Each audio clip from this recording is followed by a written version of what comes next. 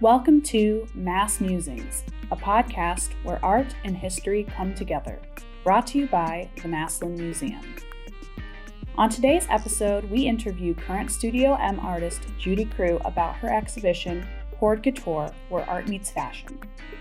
This ongoing wearable art series uses clothing design to creatively display a collection of items, explore contemporary social issues, and work with unconventional materials as textiles.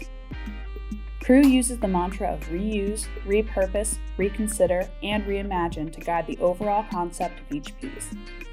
This exhibition will remain on view through October 6, 2021. This episode of MassMusings was recorded using Zoom. Audio quality may not be ideal for certain listeners. Welcome to MassMusings, and I am excited about this episode where we will be speaking with Studio M artist Judi Krew.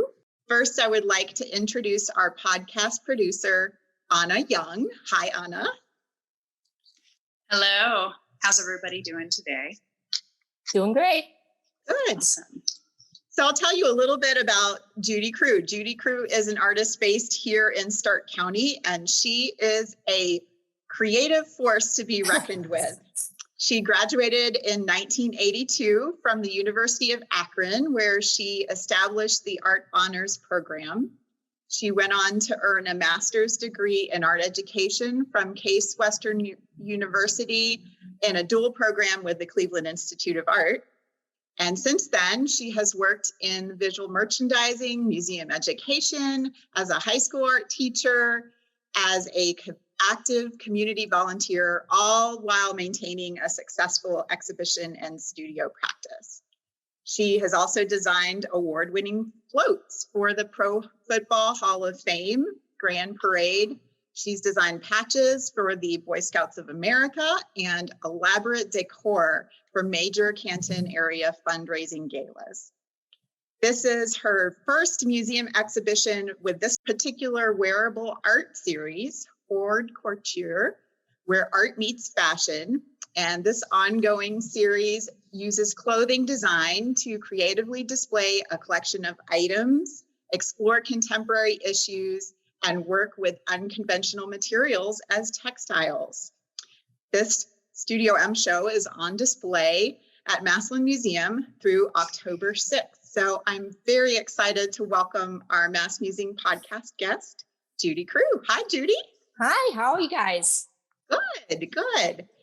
So this is an exhibition not to miss. It's like nothing that we've ever had in Studio M before, and it has more people in it. There are 17 mannequins filling the gallery space with elaborate garments that Judi has made. So I would like to ask Judi, tell us about the series. Can you describe it and talk about how the concept came to you, how it developed? Sure. The original Hoard Couture started in 2011, and they were miniature sculptural dresses with the theory that I was going to condense all of these collections of things, and that didn't happen. It was an epic failure, took up 4 times as much space. So then I had a gallery downtown Canton with SUNY Moon called Journey, and I had snarky art. And in 2015, 2016, we transitioned into a clothing textile type of a gallery as opposed to fine arts. So we needed inventory. So I started deconstructing, reconstructing, working with the reimagining type of existing garments, got bored, and then decided I was going to start experimenting with things that were different, Afghans, things were existing textiles that I could make into something else. So the first couple, there was a bread bag piece I'd done many, many years ago, just for fun, a full-size wedding gown out of Wonder Bread bags, because I'd saved those since my kids were little, and they're now 30 plus. And so I just started, the more I got into using different materials, the more I decided, all right, I can take this to another step and make them say something, the way my paintings used to say something, because fashion is not as intimidating as a painting or something that people have to actually stand there and think, okay, this is important art, I must relate to it. But if you're looking at a coat that is artistic, you're not quite as put off by what the message might be. So I've just worked larger and larger, as tends to be my habit of working too large. And then I'm involved with the Altman Hospital Women's Board, and we have a fashion show fundraiser every November. So I started walking my garments in that about 5 years ago. So now that is really what I create them for, is the runway pieces, and then move on to making statement pieces on the undecorative side. Wonderful. Wow. So you talked a little bit about the how working with the idea of fashion is an approachable art form. And I love how Hoard Couture mixes lowbrow, like the Hoard aspect, with highbrow. And you create your exquisite and dramatic fashions from everyday and disposable materials. So talk a little bit more about this contrast between the high and the low. Is it something that you really feel when you go back and forth between, as you say, painting being different from working with fashion? Well, I don't even see, I can see where you're coming at it, that it's high and low. And to me, it's just one more material. You know, it's Okay. whether you're painting on a fabric or painting on a canvas, you're still painting. Whether you're drawing or sewing on an existing quilt or sewing an existing garment, or making that sewing intentional and adding words or adding pieces and things like that. So to me, it's all low in a sense, because it's something you would put on and wear, like a real person would wear it. And then it carries this message with you the same way people wear T-shirts that have statements on them. It's kind of along the same line that we are wearing what we want to say. Wow. So what is the most challenging material that you've ever worked with? So far, it has to be those film strips from the old 35 millimeter film cameras back in the day, but pre-digital, and they all came in those little plastic strip-like things. And so my intention was to light them. I wanted to put a light somehow in it, and that wasn't working out. I think I constructed it and deconstructed it and reconstructed it 2 or 3 times to figure out how to get that to work. I have not given up. I've come up with a new plan. I have another garment in mind on how I'm going to get it to work with lighting. But by far, those film strips are the most unforgiving of everything I've worked with. So how did you get through the actual plastic material? Did you use the holes in the Yes. film strips? Okay. Yeah, the actual little squares that they used to feed them through to advance the film inside the camera. I used embroidery and just used those as if they were pre-made stitching. Okay. So that worked. And then they're only 4 images long. So, because they always cut them off to put them in a little envelope that you picked up a week later at the drugstore. So sewing those 4 together and dealing with that hinge point was a factor. I guess you could always, well, I was thinking you could always deal with the film strip as it comes out of the roll of film, and then it wouldn't be cut, but then it wouldn't have any exposure. It wouldn't be developed. Yeah, it's undeveloped. Right, so. And I'd feel guilty using something that wasn't already used. Well, that is partly the concept, isn't it? Yeah, absolutely. Cool. Absolutely. So is there any material that you just thought, okay, I'm not going to use this, or you take on any challenge when it comes to probably metal, in terms of like a heavier metal that requires, I took a jewelry smithing class once, and that was not the saws and the acids and all of that. It was just too many steps. Like ceramics is just too many steps for me. So probably anything that requires 3 or 4 levels of hardcore manipulation, which is primarily just metal. Now, tin foil, that's fine. Metal foiling, that's fine. Wires, that's great. But sheet metal, not happening. Not for me. Unless I take a welding class, which could happen. Well, you're certainly not afraid of working with just about everything. So a lot of these started with a collection of things that you had. What was your bedroom like as a child? Did you have different collections of I had everything. Things? Absolutely. I had everything. And, my mom likes to tell the story that on show and tell days, some kids didn't have anything, and I'd come in with 2 or 3 tote bags of stuff for show and tell. And they have to shut me down. It's like, stop. But I find things very comforting, but they're always very organized. It's not a mess. It's all very organized and very systematic and has memories for me. And I grew up in a house of a lot of memories of things, and a lot of it's family history things. books or items from travel. And my grandmother traveled to Europe in 1930s and she brought back these specific things. Well, I had a great aunt that traveled the world and she'd bring me back a doll from wherever she traveled. So they're all memory things. It wasn't like I was going down to the creek and bringing home every salad. Not that I didn't bring home salamanders and things, but the actual items were all memories and collections that meant something. And I still have it all. So I can definitely relate to that. All of us who work in the museum field, just the idea of the history that a physical object carries, not only its function, but its stories. So yeah, absolutely. I think that's just so cool, and then you're transforming it into something new that has an additional meaning. So you talked about family, and I know several of the garments in this exhibition feature a tribute to Anna D. So who is Anna D? Tell us about Anna D. I never met her. She is my husband's grandmother who passed away long before I ever met my husband. And she came from Transylvania, Romania, part of Europe as a young girl, from what I understand, sent over here to live with a family in Cleveland and work kind of along with their daughter as a companion and a teacher sort of thing. And then she had, her only child was my mother-in-law, who passed away this past January at 95. So Anna D, or Anna Drotleff, as her name was, as I understand it from reading diaries and looking at pictures, was a very feisty woman, very creative.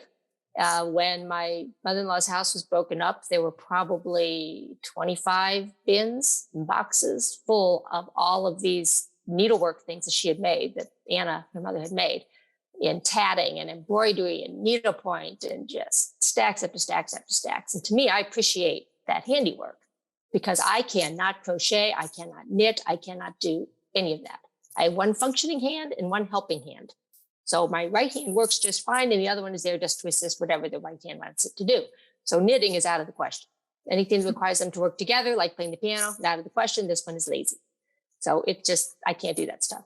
People have tried to teach me.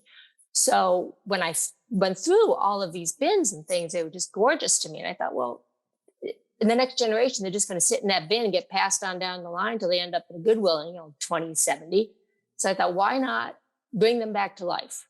And I felt a little guilty cutting some of the empty cloth in between. But once it all got assimilated together, it's like the good parts are there, the important parts are there. And whether it's dish towels, the ends of towels, she tatted everything. And I did not know what a tatting stick looked like. To me, it looked like a little container of pickup sticks. So unfortunately, a lot of those got discarded. A few I still have, but a lot of them just got discarded because I didn't know what it was at the time. But I have the original sewing scissors and some symbols and things that were hers. So it's kind of just a tribute to his side of the family in those garments. And they're just beautiful pieces of handiwork that nobody's ever going to look at them in a stack at an antique store. So why not make you look at them as a garment? Yes. So Anna's going to ask some questions about starting with other artistic influences. Obviously, Anna D was one of them. Yeah. So Judi, who in the art world would you say, and in the fashion world as well, are you inspired by? And if you could describe the work for any listeners that may not be familiar with that type of work. Well, as a painter, when I painted for 35 years, all about color. It was Wayne Thiebaud, David Hockney, Andy Warhol, the pop artists, of course, all the famous pop artists, anything with bold color, a lot of line work, a lot of brush work. As far as the fashion, there's no one in particular, and there's a particular reason I say that, but I want to digress a minute and say I look at the history of fashion, the fashion books, pick out a collar here, a button method there, different things like how can I combine that? Or I like that little piece. But I don't look at anyone in particular because it's very, very important to me that it's my voice that you're hearing and seeing. I don't look at Pinterest. I don't look up other people's things and think, oh, I want to do what they did, because I want everything I do to be authentic from me, that I thought of how to do it. I thought of how to solve it.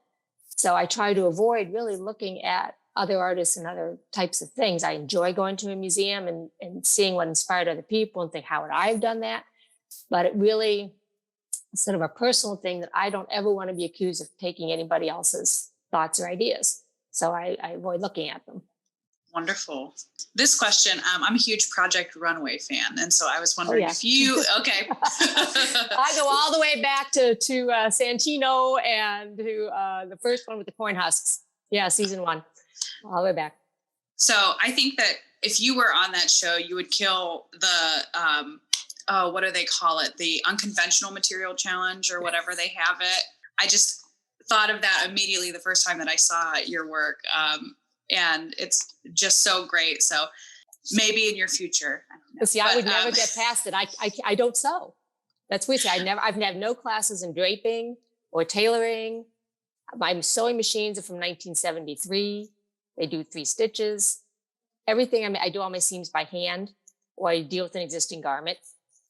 Every time I try to make a buttonhole, forget it. I try to read the instructions. I get to step 4. It's like, it's too much. Move on. Cut out an existing buttonhole, use that. So I would be out in the first, I wouldn't make it past the audition, but I would tell them what they could make with the materials.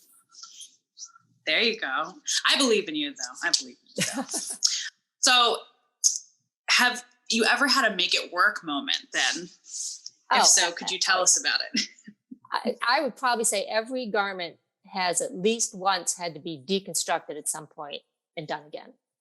Or I will get entirely made and realize, well, I can't get that on a model. I can't get it off the mannequin because I sewed it on the mannequin. So now I have to cut it open in the back, put a zipper in it. There have been times I get so far into the concept and it's like, oh yeah, wait a minute, somebody has to put this on or it has to go on a hanger. I can't stay in this body form. And then there are other times I get halfway through it and think, oh, the V8 moment, I should have done this, or I can add this. So there are times I just think, what was I thinking? Or it comes up ending being 50 pounds and it's like, really, what was I thinking? It was great, but it's totally impractical. So we have to take parts off. So yeah, everything has something in it that is like, all right, good thing nobody can see this now because I have to fix this right now.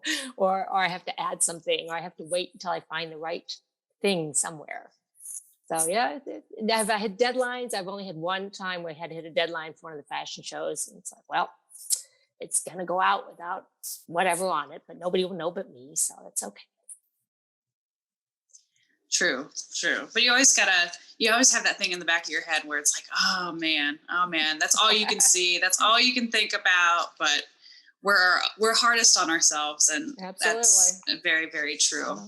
So I love the drama that you describe, the drama of the runway that you describe in Good and Hot. Would you be able to describe that ensemble and how it comes to life through the theater of a fashion show runway?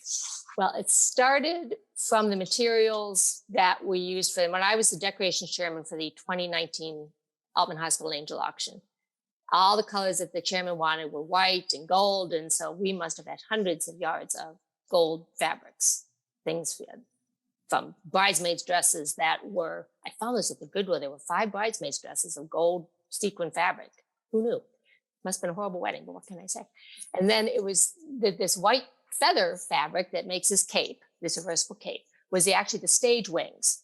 And the stage wings, when they announced the opening of the auction, were supposed to go whoosh, up in the air like that, kind of like a Game of Thrones moment.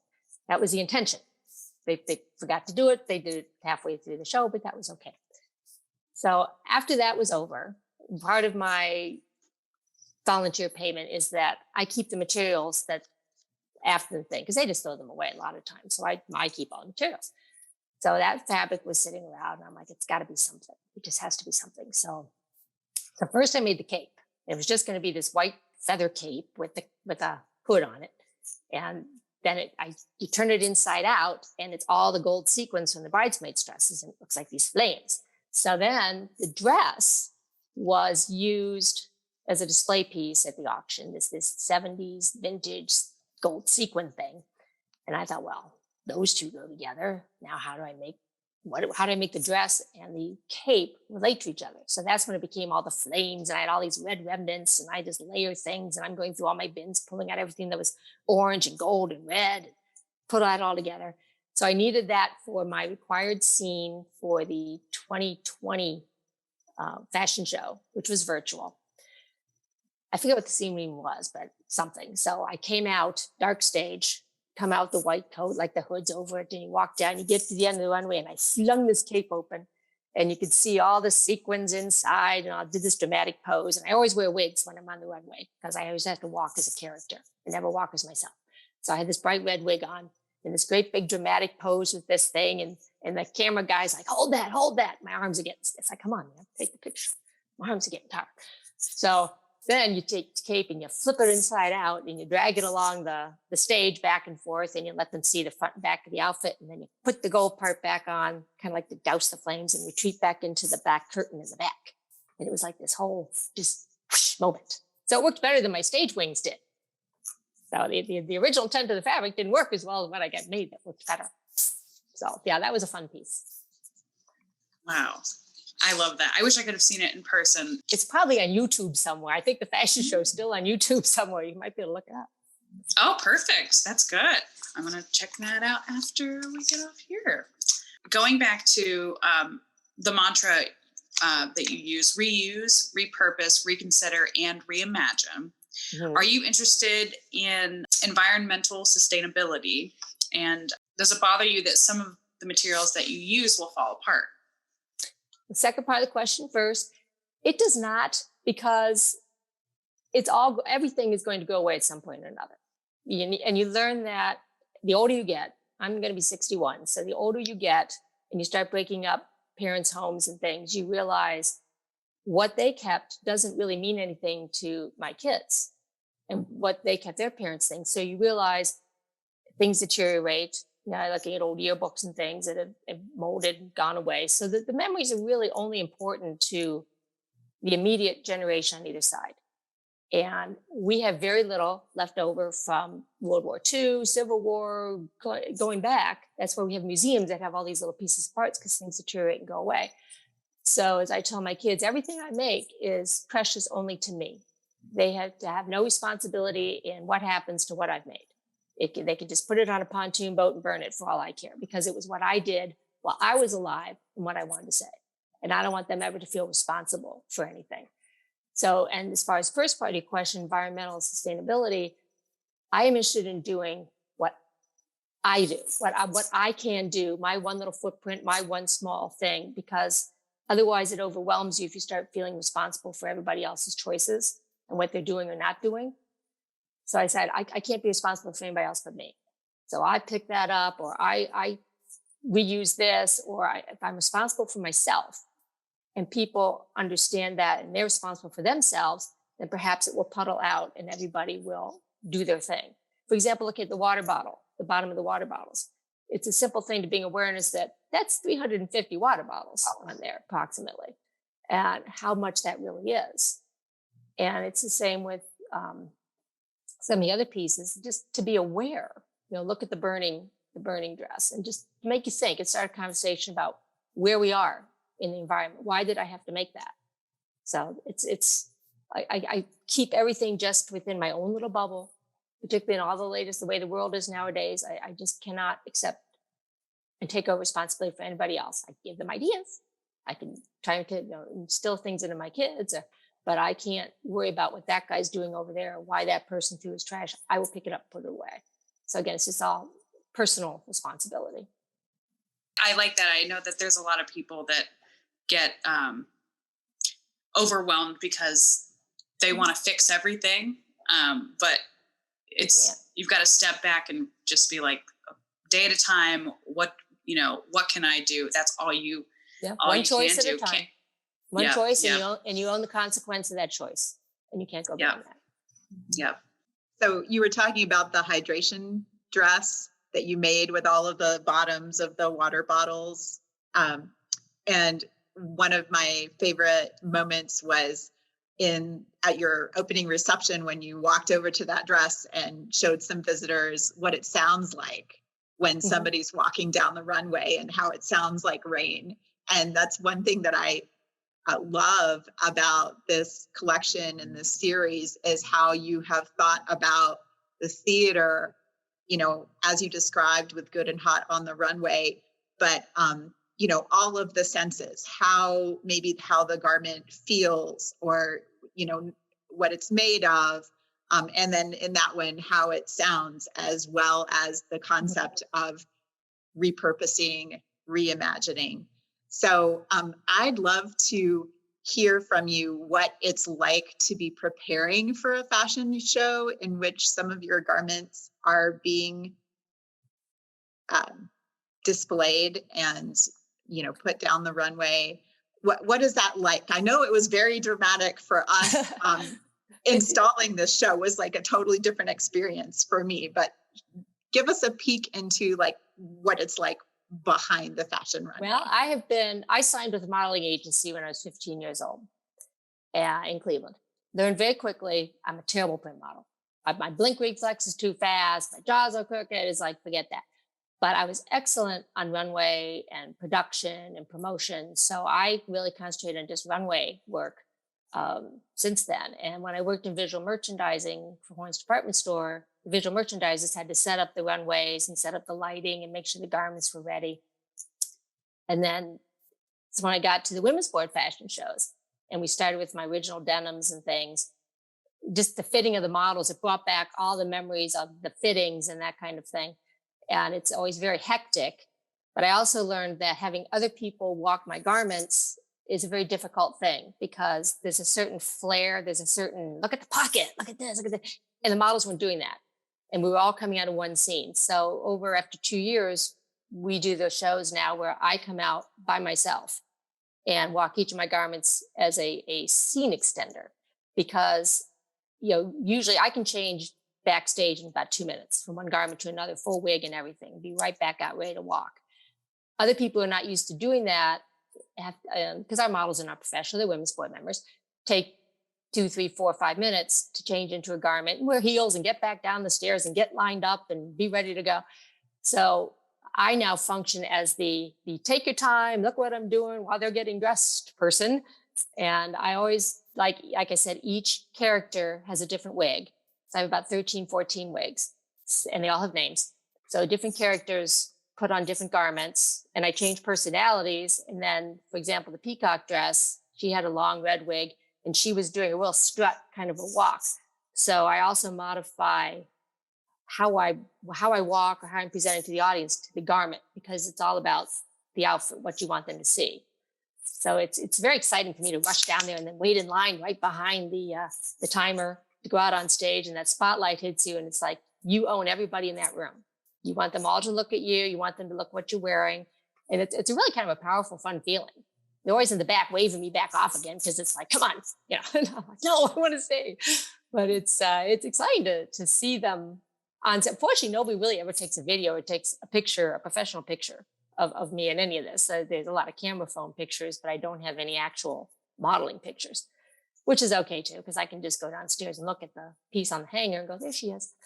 But it's a very exciting element to be in. And I like the sound of the audience when they see, like when the peacock came out and it turned around, it gets, that's what I mean. That's what I'm waiting for. It's like, okay, you got it. They understand what I'm doing. Wow.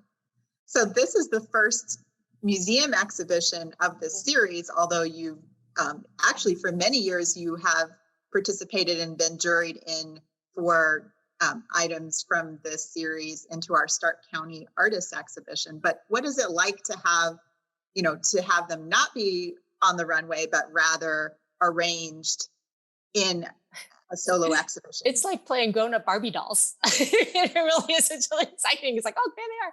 And putting all their accessories, like she gets the sunglasses and she gets the hat.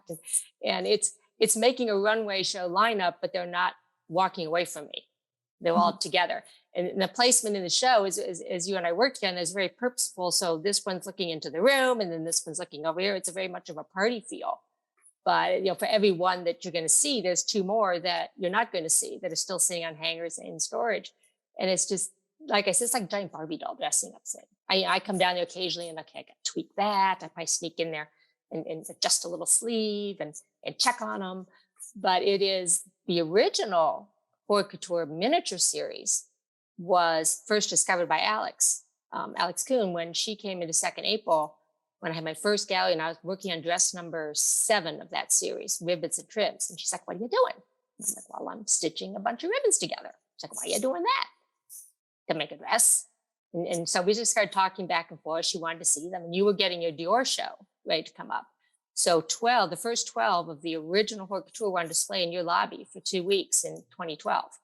So it's kind of gone this back full circle. Now they've all grown up again. Now they're not 2 feet tall. Now they're 5 feet tall.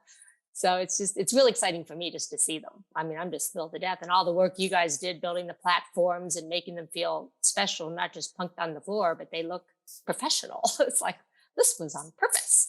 So it's just, it's really cool to see. I really love it. Well, there's just so much to see from the smallest detail, and how, as you say, the direction that the mannequin is looking makes you, there's a dialogue between the different garments. And one of the things I love about how you decided on the arrangement and that was worked out in the space is that dialogue in between the pieces that have a heavier kind of like more, there are some pieces that deal with controversial or challenging topics, and then you'll have a piece that's just a visual stunner. So I almost feel like walking around the room is like reading an artist journal and seeing how you have responded to the world around us and things in your own life personally through these garments, like the napmono, where you've made the cape made out of napkin doodles. And then the other one that's really like very much a self-portrait is A Life's Journey Through Great Square Inches of Art. Mm-hmm. So just talk about that. Is that how you think of them as well? Like just ingrained with your everyday life, part of your... Oh, absolutely. They're all bits and pieces of me, because particularly the patches, which we need to design a patch for you guys, by the way. Massillon Museum needs its own patch. Make work on that. It's rather than sitting in a drawer, I mean, those, like, the patches are beautiful little things. Some artists had made them. And I, being a patch designer, I've designed about 150 patches of myself for the scouting and so forth. The work that goes into those, a lot of work in a little patch design. So it brings out a tribute to those artists that did all of that, and then a record of every place that I'd ever been to, because none of them are purchased. They earned them, like my Presidential Physical Fitness Award for getting my feet off the floor on that rope climb in the 4th grade. It's the one and only. And then one like the World Trade Center patch that obviously could never get anymore. And it's just a record of my life, of where we've gone. And all the napkin pieces, I think there's 7 or 8 of those now, started in 2012 when I would put them in my husband's lunch when I started packing his lunch, because I was done with the kids. So I just had him, so I would pack his lunch and I would just doodle something was happening, like cat's going to the vet today. So he'd have something to talk about when he came home. It's like, how was the cat's vet appointment? So they're just forms of communication. And most of my best designs of anything I've ever done are on cocktail napkins. I'm not a big sketchbook person. It's like scrap of paper, those hotel pads. I love those that they put in the hotel rooms because they're great. And anything small to write on, paper tablecloths. I love those places. So it's just a continuation of everything that is me. And like I said, then it ends with me someday. It's like Anna's handkerchiefs could have ended with me and ended up in a Goodwill. And I decided to intercept that process and say, oh no, like this piece, this one right here, that's the 150 remaining on my kitchen floor that you can't see. Remaining colorful hankies are going to be on this party piece going on back here. So, and over here we have about 700 some labels that are on a label piece about labeling people. So yeah, the hoard continues. Judi, would you say it's a goal of yours to offer perspective about the difficult topics you bring up in some of your garments? Absolutely. There's the COVID piece, there's the sexual abuse piece, there's the bullying and name labeling things. There's a lot that artists can say. When I was a painter, I always used humor and satire and wit and that sort of thing, but the world's getting very sensitive to that. That humor is kind of not allowed anymore. You have to be very careful how you approach something. And I try to avoid taking a personal stand. You really should not think that I think one way or the other on anything, even though it's obvious how we'd feel about sexual harassment and so on. I don't want to say, this is my point of view. I just want to bring awareness that did you know how many people there are? Look at that. And the COVID, for example, with the number of deaths, right now, each one of the little tiny, tiny dots on a necktie represents 14 people, which has since gone up since the show opened. But I want people to realize, when we hear a number, let's say we hear 400,000, price of a great house in a local place, it doesn't register with us. It's 400,000. Okay, whatever. But when you see 400,000 little dots, or you see stacked it all, but when you see that broken down, all of a sudden it's like, whoa, okay, that now I get it. And that was kind of the point behind the COVID piece, was to see how much is 400,000 people when every dot is 14, and you're looking at this huge dress of, I don't even know how many numbers are, I have to look it up. But it's a way for people to relate to something and spark them having to think about it without having to be in their face and say, you need to think about this. Now look at this and think, oh.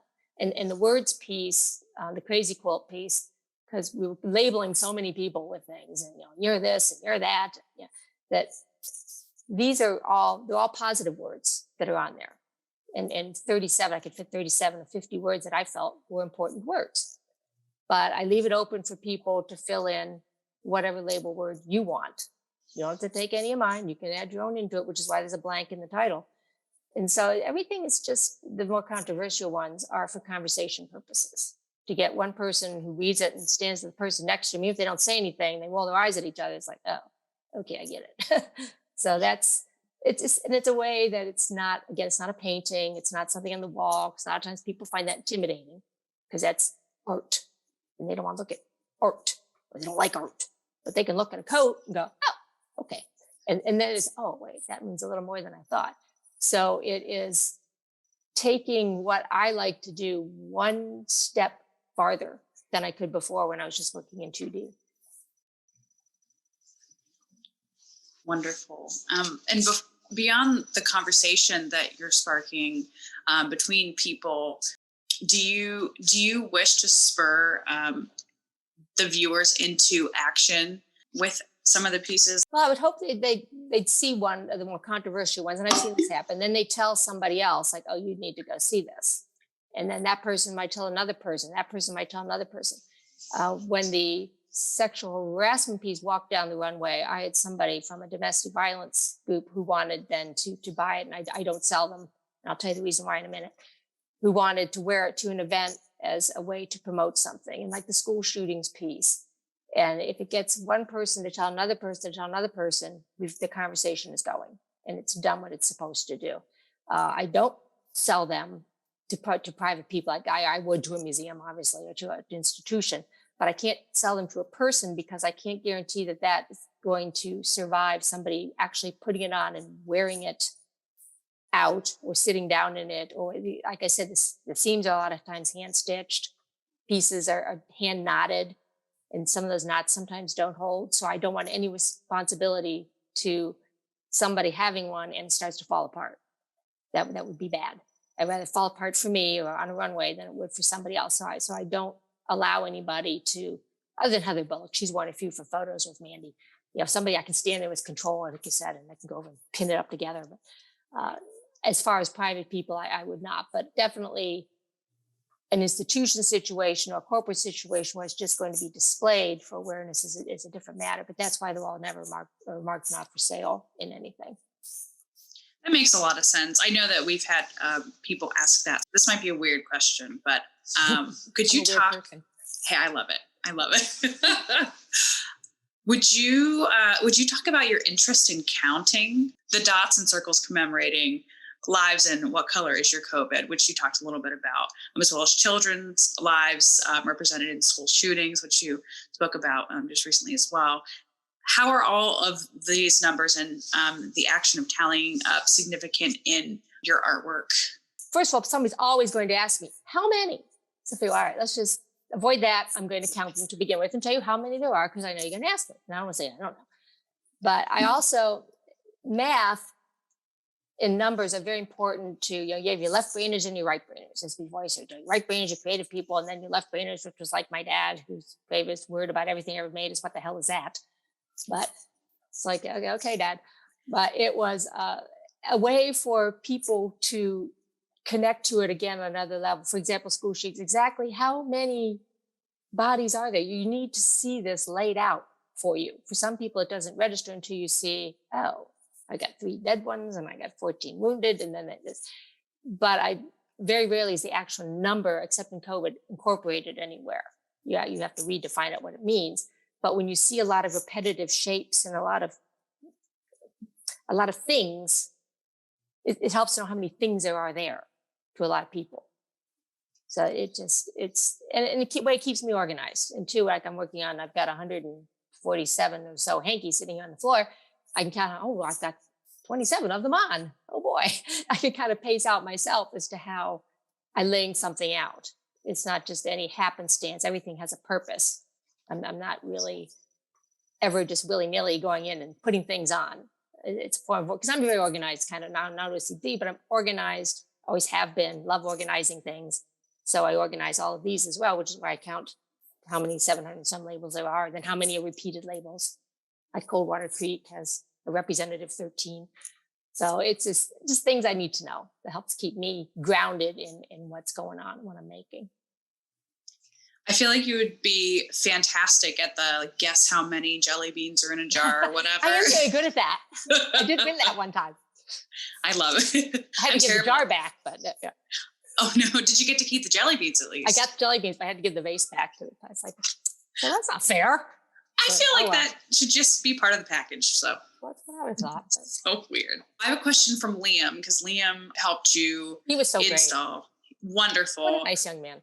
Yes. I think Liam was just as taller, if not taller than the mannequins. He could have just kind of blended in there. But he wanted to know, do you make your own clothes and wear any garments that you make that aren't necessarily artwork pieces? Oh, yeah. Well, I made, when I started first year of high school in 1975, girls still had to wear dresses and skirts. There were no pants allowed when I went to school.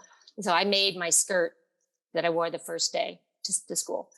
And I've over the years, yes, I deconstruct, but I tried to avoid doing that in a way, which is kind of just a personal thing. But I'll make occasional garments here and there. I modify more than anything else.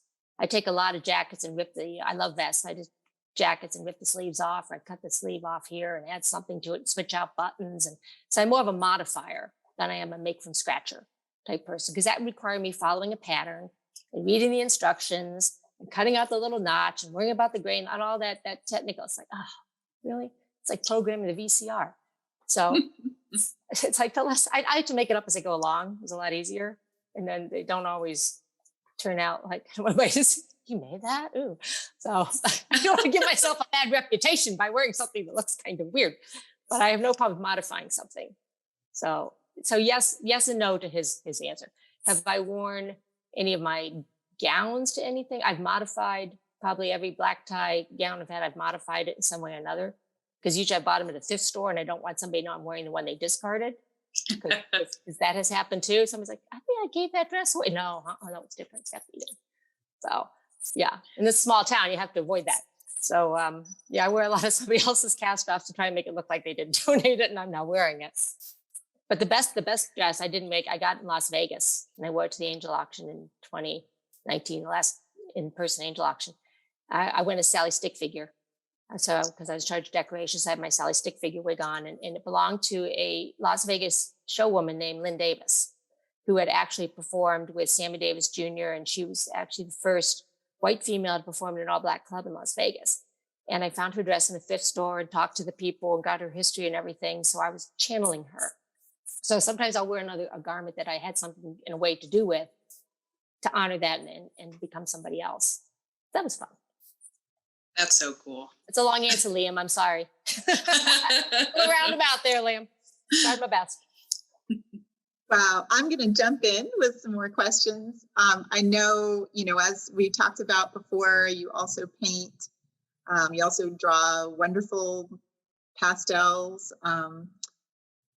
And you've also written a blog, Snarky Art. So one thing I like about this show is that your writing shines right beside your garments, because you have explanations and stories to go along with each garment, as you've been relating to us today. So what do you think about that, like cross-pollination between writing, creating these sculptural garments? I love writing, and I miss writing my blog.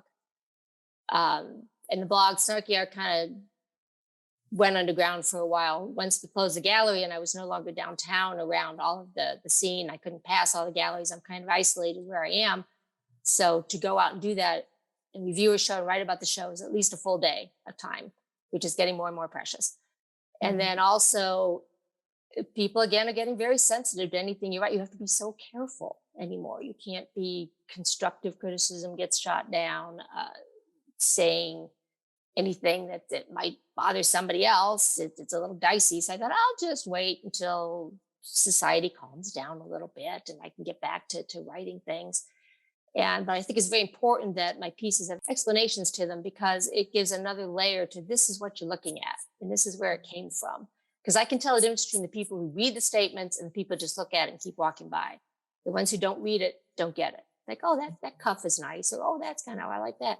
But they don't understand where it came from and why it's there. And I think that makes it more relatable to somebody, and they think maybe twice of when they look at something else.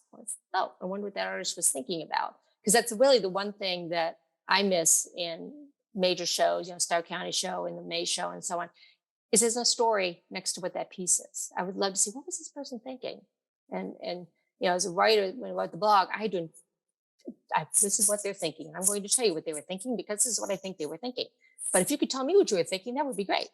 Like there was a show I did in Laredo, Texas, 2003, which is way out of my element. And one of the paintings was a lot of green. And there were students there writing about my work. And of course, they're all writing in Spanish. And they're all talking, and I couldn't understand their words. And they're all writing. And finally they said, well, this is the artist. And this young man was so excited about the green and what it meant. And he's going on and on and on. And I didn't have time to tell him. It's just that I had a heck of a lot of green paint left over and I had to use it up. So I thought, oh, he's so interpretive. I'm just going to let him think that. I thought, well, that's what he got out of it. That's what he got out of it. But I was just using up a lot of green. It really didn't mean anything. But the fact it related to somebody else. So I think writing is just so important to explaining, the artist just had a lot of green tubes open and had to use them up. So maybe it would have changed if I had a lot of yellow. I don't know, but it's just, I like a lot of words. I love reading books. I read 2 or 3 books a month. It's just to find out more about something to me is the essence of it itself, and is important. Mm-hmm. Well, that's one thing that I love about us having started this MassMusings podcast series. And I love that it's in a conversational format, because I know, many people have gone to artist talks, and those are great too.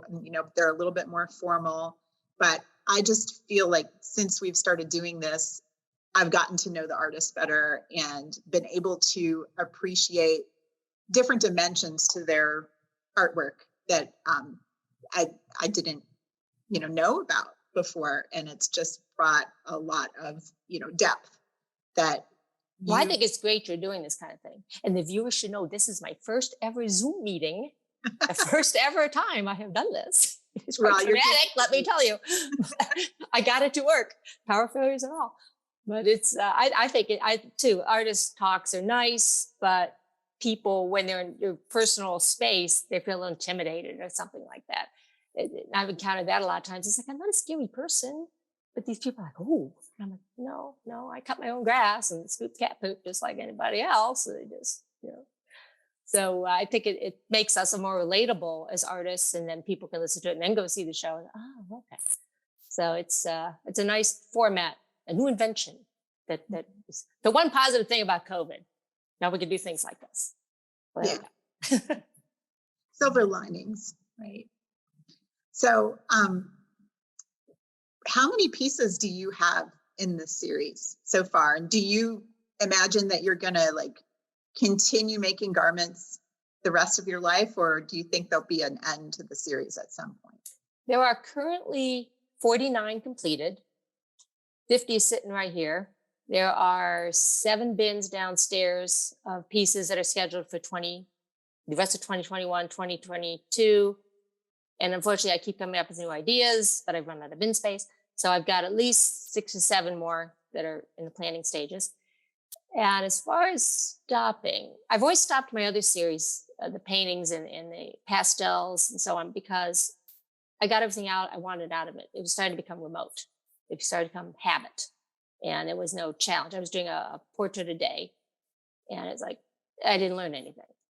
So I stopped. If I'm boring myself with what I'm doing and I'm not getting anything out of it, and it's not taking me to another level, and there's no challenge, there's no problem solving, I put it aside, move on to something else. So with these garments, every single one of them is a different challenge. It's a different, all right, I have 145 hankies. What am I going to do with them? Which is different than I have 700 labels. What am I going to do with them? Which is different than, how do I make a sleeping bag into a parka that a homeless person could sleep in on the street? And so every piece is a different problem. It could be a weight problem. It could be a distribution problem. It could be a walking the runway problem. And I love problem solving. I love having to keep your brain engaged to figure out, how am I going to do this? Like the make it work moment. What am I going to do to get people to understand COVID? Or what am I going to do to get people to understand school shootings? Or what am I going to do with all this leftover gold fabric that is piling up and needs to become something? So everything is a challenge. And as long as I'm being challenged, I'm good.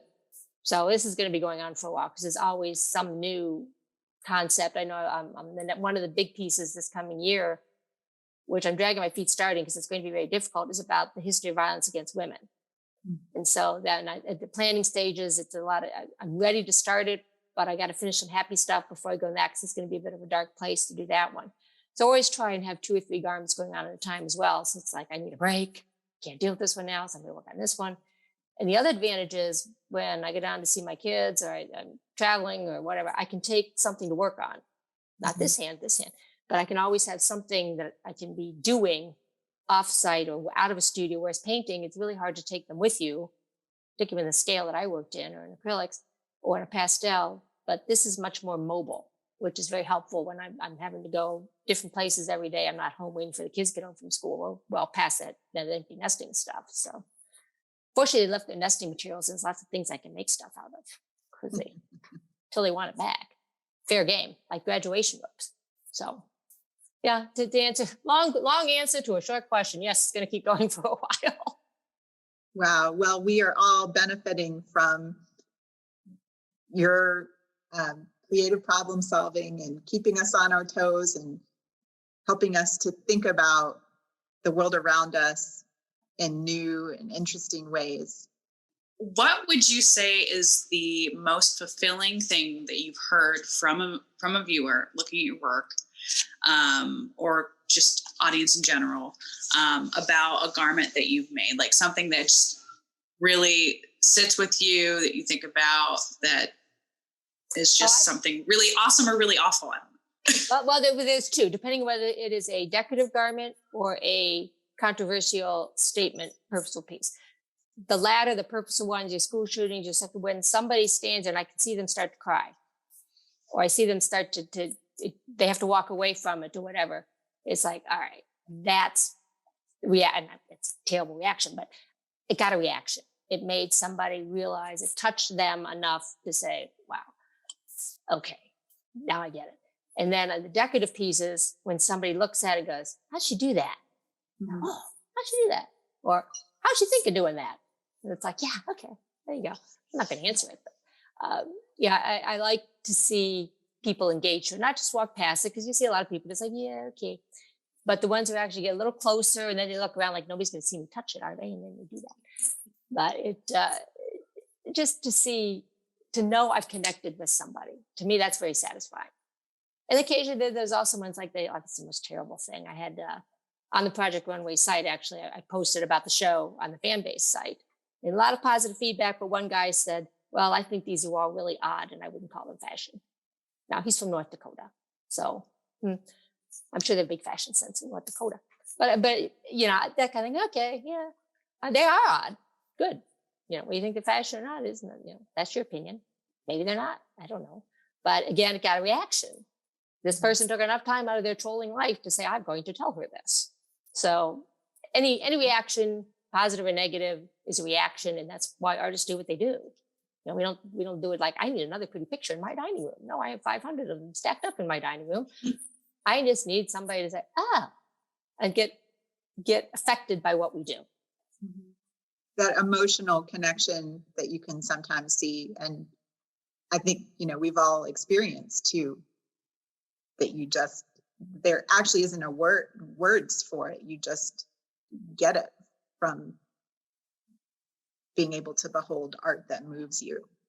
So one thing I found interesting about your work is most of them, you just have this, said this with your influences, that you have this really bright and colorful, just being drawn to bright and colorful colors and that palette to work with your fabrics and materials, as well as your paintings. So there's a contrast, for example, in the school shootings cape with drawing somebody in to look at that, because it's got the reflectors and the buttons and the bright yellow, that school bus yellow, and then bam, you're just hit with the what it's about, and the numbers and the people that are represented. And there's that irony of the two things clashing together that I think make it more powerful, because you have attracted somebody to walk across the room, and then they're confronted with that topic. Which is kind of the whole point of them to say, okay, now you're engaged in it and you have awareness of it. It's like you hear, oh, another school shooting, but you don't realize how many there have been and where it all started. So it's the point of, it's bright and the levels of, yes, it's a school bus color because it's about schools. And to get somebody that I don't want to say it's humorous, but it is an irony to the topic. It's like to try and document those numbers on something that was just more dark or on a chalkboard or whatever would not have the same impact as seeing it on that bright yellow, which is the school bus yellow. And so I work very purposely, and everything always has a purpose of what I'm putting it on and what am I using and the reflectors and so on. It's never, and the color helps people soften the blow, because color is a very positive thing. And when I used to paint, I used to use it right out of the tube, because I figured somebody made that color. So I'm just going to use that color that he made right out of the tube and not blend it with something else, because why? It's easier that way.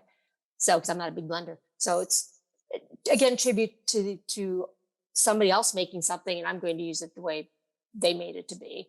And neckties, you open up a necktie, every necktie has a skeleton in it, be it felt, there's another piece of fabric inside a necktie. When you open that thing up, you have a good piece of silk. It's beautiful for like $2. You couldn't buy that silk in the store. So I hoard neckties. I think they're fantastic. People give me neckties. Kirk Schuring, I got all of his neckties and he was done with them. So it's just interesting to me to collect all the colors in the things. And then I have to sort through it. I'm putting something together. All right, I need red things. And I go through all my piles of stuff and put all the red stuff in a bin. And then I need everything that's shiny. And I go through all the shiny stuff, put it in a bin. So it's organized chaos. And then the same with the way some of the garments are almost chaotic, but they're very organized when you get down to looking at the numbers and what it says. Well, the exhibition is just beautiful and moving and thought-provoking. And for all of our listeners out there, please come and see it in person. If you are a long way away from Ohio and you're not able to physically come, of course, you can always go to judikrew.com. You can see more of Judi Krew's artwork, not just... I'll update it. Not too technical. Wearable art series, but her drawings and paintings as well. So thank you once again, Judi. Thank you guys. This is awesome. And thanks for the opportunity with the show. I mean, I hope you get lots of traffic. And I brought a group in yesterday and only one had ever been to the museum before, and they were all local. So they were thrilled to death to see everything else that was there. So hopefully I've got a group coming from Cleveland. So hopefully we'll get a lot of people who are exposed to the fact that it's this nice free little museum with great parking right in the middle of downtown. And that people are less intimidated to go like with an artist or with somebody they know to see a show. And this is a very unintimidating show. It's pretty. So bring your friends, Come to Maslin. There's no All right. guest book, but fill out your what's that little QR code Survey Monkey thing? Yeah, do that. Hopefully I'll see the results. Much, Judi. Oh, thank you. Thank you. Thank you all for listening today, and a big thanks to our operating grantors, Arts and Stark and the Ohio Arts Council. We'll see you next time.